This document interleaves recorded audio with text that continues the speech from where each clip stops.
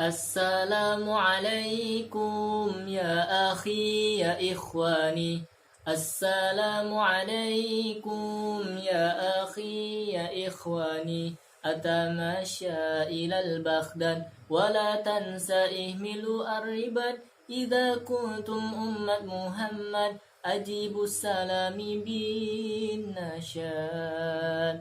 Assalamualaikum warahmatullahi wabarakatuh. Alhamdulillahilladzi ja'alal qurama lil kitabah wal kitabah lil qiraah wal qiraah lil ma'rifah wal ma'rifah lil ibadah wal ibadah lillahi ta'ala.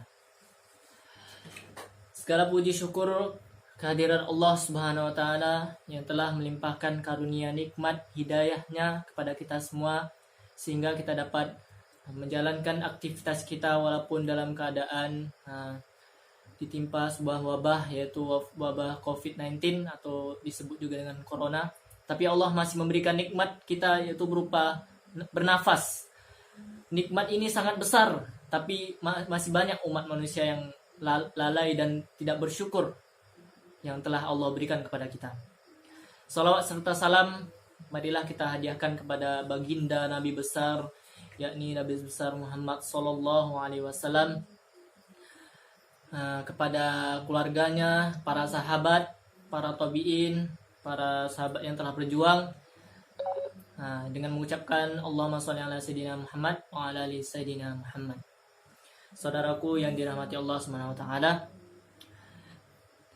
pada kali ini saya akan menyampaikan sebuah kultum atau ceramah singkat, yaitu dengan judul sabar. Ya. Saudaraku, pertama saya akan membahas tentang sabar, yakni pada dasarnya sabar itu berasal dari kata sobaro yasbiru, yang artinya adalah menahan. Yang mana menahan di sini mempunyai arti yang luas. Misalnya saat berpuasa kita menahan sebuah hawa nafsu yang banyak hal, seperti menahan lapar, menahan lapar dari azan subuh hingga azan maghrib. Terus saat berbuka, selain itu hendaknya kita juga diharuskan bersabar dalam menghadapi perilaku buruk, seperti seseorang kepada kita. Tetapi harus kita ketahui bahwa tidak semua orang yang dapat menikmati sebuah kesabaran. Karena pada hakikatnya atau pada dasarnya tidak semua orang dapat menahan rasa sabar tersebut. Kenapa? Karena banyak bilang sabar itu ada batasnya, bos. Itu kan. Untuk semua saudaraku, hendaknya kita selalu berdoa dan semakin mendekatkan diri kepada Allah Subhanahu wa taala agar diberi kesabaran melimpah dan tidak ada batasnya, supaya kita semua mendapatkan pahala dari Allah Subhanahu wa taala yang seluas-luasnya. Allah Subhanahu wa taala berfirman dalam surah Al-Baqarah ayat 115 yang artinya, "Hai orang-orang yang beriman, jadikanlah sabar dan solat sebagai penolongmu.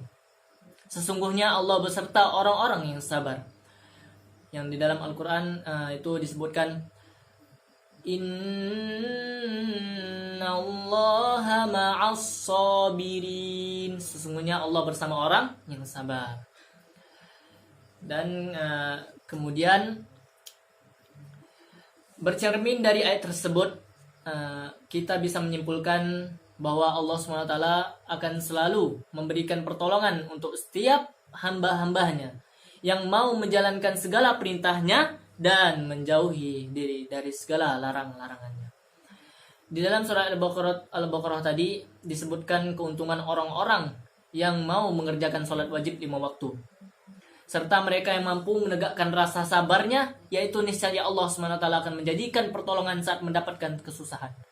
Walaupun begitu saudaraku, sabar memanglah tidak mudah, justru adalah sebuah ujian. Namun justru karena ketidakmudahan tersebut menjadikan sabar adalah sarana Allah SWT untuk menguji hambanya, apakah bisa lolos atau tidak dalam ujiannya. Hendaknya kita harus selalu istighfar dan berpikir positif agar dapat lolos ujian kesabaran yang diberikan Allah SWT.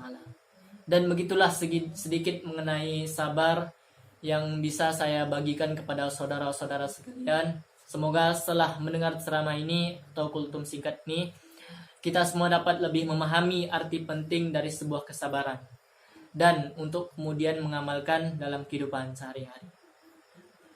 Mungkin ini saja yang dapat saya sampaikan.